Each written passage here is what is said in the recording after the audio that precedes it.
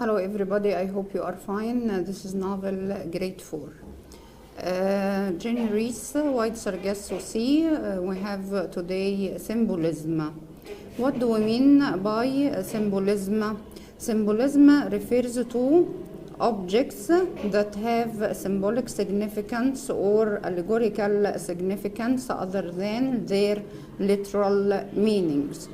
The first symbol in our novel, White Sargasso Sea, is the symbol of birds. The most prominent bird in the novel is the cuckoo bird, or the colored parrot, owned by Annette, the mother. It's a pet parrot which enacts Antoinette's own doom. That is to say, it anticipates or it foreshadows the destiny or the future of the young Antoinette. Both of them have the same fate. Both of them are ill-fated. So the first symbol is the symbol of the bird. Antoinette's fate is similar to that of the bird. With his wings clipped by Mr. Mason, the bird mirrored Antoinette's own flightless dependency. Dependency means reliance on man in her life in order to support or provide for her. Flightless means inability to fly her destiny, inability to escape her destiny. As Antoinette recalls, Cuckoo made an effort to fly down, but his clipped wings means cut wings, failed him and he fell. He was all on fire. This is similar to Antoinette's fate, which was clipped by her English husband. This foreshadows Antoinette's fiery fall from the attic in the end of the novel. As we have seen, the last scene in the film, Antoinette put out fire in the whole mason or in the whole house, and she dances the freedom dance when all around her was in fire. The second important symbol is that of trees. Antoinette's recurring forest dream. Yani Antoinette all over the text always dreams with forest and trees. This introduces a cool, dark, unknown landscape. We don't have a specific location or specific names for these forests. That contrasts sharply with Jamaican color for brightness. A nightmare اللي هو كابوس يعني bad dream, that's also premonition, إنذار أو تحذير أو فال. The dream takes place among the tall, dark trees that lead to an enclosed stone garden. This is one of Antoinette's dreams, which takes place in a dark forest full of tall trees. Following a sinister and faceless man, Antoinette in that dream was following or walking behind a man whom she does not recognize his face or features. Antoinette finds herself in a foreign place. She was in a strange region that pretends her future captivity in England. Again, this dream foreshadows or anticipates or gives us hints about Antoinette's future in England, because it's a foreign country for her. Another forest omen, يعني فال آخر خاص بالغابة, resides in the name of the honeymoon state. Resides means is found. In the name of the honeymoon state, honeymoon اللي هو شهر العسل. المكان اللي أنطوانيت قضت فيه شهر العسل بتاعها اسمه Grand Boys. Grand Boys. What is the translation of the word Grand Boys? Great forest. Great forest. Like Antoinette's dream, زي الحلم, this name foretells her move to the cold forests of England. يعني ده برضو في تنبؤ لأنها انتقالها إلى إنجلترا. Rochester's eerie experience in the forest. Eerie means strange. Strange experience in the forest echoes his wife's dream. In fact, it provides the second half of her nightmarish prediction.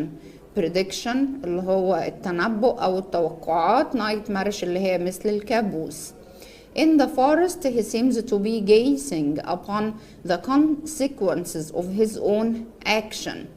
Around the house in the woods اللي هي the forest, a clear image of his English state, صورة واضحة للبيت بتاعه في انجلترا that will be burned and abandoned, اللي نهايته هتكون ان هو هيحترق وهيهجر، يعني هيتحول لبيت مهجور. The third symbol is the symbol of the garden.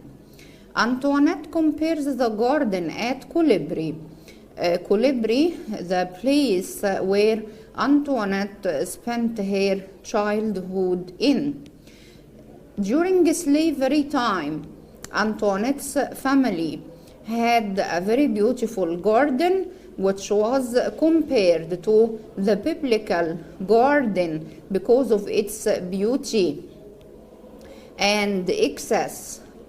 However, this garden turns wild after the Slavery Abolition Act and after the leaving of all the slaves from the plantation. The garden becomes neglected, and so that the garden turns wild. The fourth symbol is the symbol of the fire.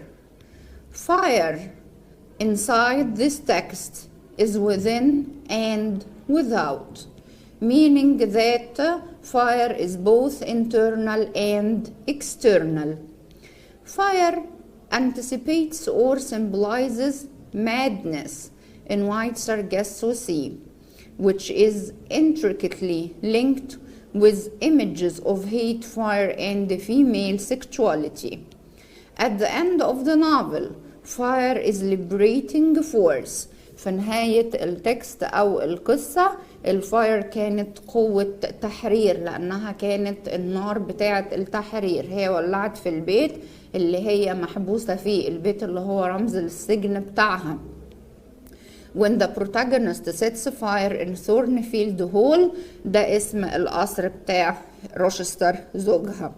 It's a symbol of resistance of the colonizers' oppression. انها ما ولعت النار في البيت، ده رمز الريزيستنس اللي هي المقاومة للكولونايزرز اوبريشن، للقهر بتاع هذا المستعمر. The second lesson is the narrative voice. This novel is narrated by the first person singular I. This novel is a patchwork، يعني تجميعة of various first person narratives، من أجزاء كلها، كل جزء فيها، كل واحد فيها جاي بيحكي جزء من القصة باستخدام الفيرست بيرسون اللي هو I، أنا. الزوج لما بيحكي بيقول I، الزوجة لما بتحكي بتقول I، كريستوفين لما بتحكي بتقول I. فاحنا عندنا تجميعة باتش وورك، عمل مجمع، يعني في قصصات كده أو حاجات متجمعة of various من متنوع first person narratives told directly to the reader، يعني الشخصيات بتكلم مين بشكل مباشر؟ بتكلم القارئ. أنطوانيت وروشستر or told to another character. Moreover, the narratives often relate the same events from different perspectives. أحيانا بيبقى نفس الحدث بيتحكي لنا مرتين أو أكتر، بس مرة أنطوانيت بتحكيه لنا، مرة جوزها بيحكيه لنا، مرة كريستوفين بتحكيه لنا. For example, the events in Antoinette's childhood are relayed in Antoinette's narrative in part 1, then told from various gossipy points of view, Danielle, Emily, Christophine, to Rochester. Then Antoinette again retells the story in an abbreviated form to Rochester. Abbreviated form means in brief. In all this storytelling, the novel never gives us access to the truth of what happens from the point of view of some impartial or omniscient observer. What do we mean by this part? Only the author of the novel can be an omniscient narrator. What is the meaning of omniscient? All-knowing. All-knowing. He can be observer over the incidents of the novel. He can be impartial. What is the meaning of impartial? Non-biased, غير منحاز. He doesn't take the side of one character against the other. When the author interferes in the narrative, giving his authorial comments and observation, this helps us as readers in order to recognize the truth. But Jane Reese doesn't make this. She leaves every character to narrate the same event from his or her point of view. That's why we as readers are somewhat bewildered from this narrative, because we don't feel as certain or sure who is the one who tells the truth and who is the one who doesn't tell truth. The third lesson is about post-colonialism. What do we mean by post-colonialism? ما بعد الاستعمار. This movement started in the 20th century. It's a cultural, intellectual, political, and literary movement. It focuses on the direct effect of colonization on both the colonized and the colonizer, اللي كان محتل واللي هو المستعمر بتاعه. It relates to some issues as Orientalism, الاستشراق اللي هو the study of the Orient, otherism اللي هو الآخر. الأوروبي بيقول على الأفريقي آخر، الأبيض يقول على الأسود آخر، اللي من ديانة معينة يقول على اللي من الديانة التانية الآخر، يعني على حسب الفواصل اللي بين الناس. National identity الهوية، the subaltern المهمشين، and hybridity التهجين، المزج بين الناس. In literature بالنسبة للأدب, post-colonial writings are sometimes called New English literature. It includes the writings of those who try to defy the colonial writers. This is called writing back. It's one form of resistance of the colonial text. ده أحد أشكال كتابة المقاومة ضد الأدب الاستعماري. Post-colonial criticism consists of reading colonial text, either written in or after colonization. It offers the rereading to texts that carry racist or colonial undertones, such as Heart of Darkness, Jane Eyre, and A Passage to India. Post-colonial criticism covers the veil that colonial writings aim to stress inferiority of the colonized people and to establish superiority of the colonizer. The aims or goals of post-colonial criticism is to deconstruct, meaning to destroy the imperialist perspective. It aims to contrast ideology. It can claim to rewrite history and give subjectivity to minority voice. It aims to question the system of values that support imperialism, which is still dominant in the West. If the West doesn't colonize countries by arms, they colonize them culturally. The major critics who wrote or who discussed these issues are Edward Said, who introduced the concept of Orientalism, which means the study of the Orient by Western thinkers. Spivak and her famous essay, Can the Subaltern Speak? Spivak was very interested in giving voice to the voiceless characters or the marginalized people. Post-colonial criticism is also concerned with the question of identity, al-Hawiyya. Language is one important tool of stressing the identity. Baba discusses the concept of hybridity in his writings. Rees' work offers a retelling of part of Bronte's novel with specific attention paid to the larger negative effects of European colonization on the culture of the Caribbean. Post-colonial writings attempts to revise or correct often accepted European-made historical details by providing accounts from the perspective of the colonized people, generally the repressed minority الأقلية المقهورة. In this case, Rees gives voice to the Bronte's Creole mad woman, a character she sympathetically reconfigures as Antoinette.